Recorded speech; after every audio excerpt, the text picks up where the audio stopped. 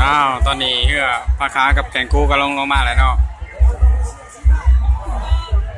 พ่อค้าเสือสีฟ้าเนาะแกงกูเสือสีส้มตอนนี้กำลังซูชิกันที่มาแล้ว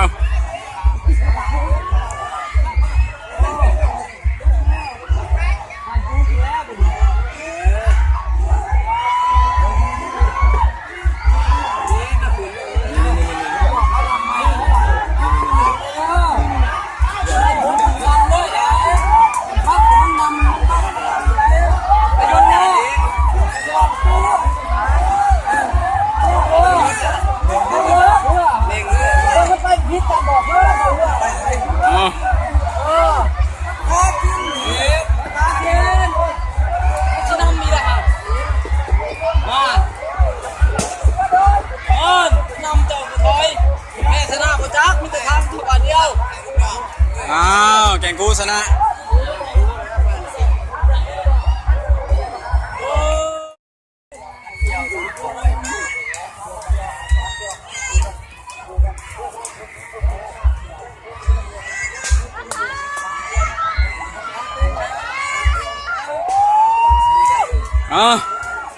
ตันเปียวก็พักค้าเห็นแล้วเอา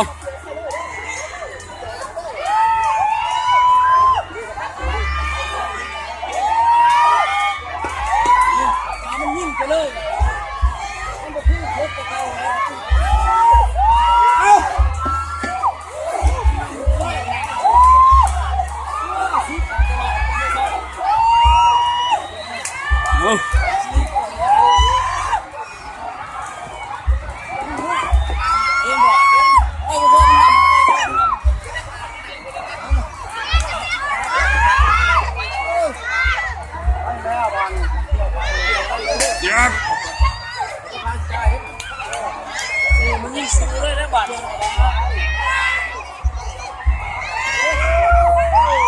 โอ้สวยเสียกันพี่พาเนาะโอ้เสียงพังเลยต้องมุกเอ้ยพอพี่หน่อยเลยพี่เฮ้ยคุณภาพที่พังโอ้วัชเนีย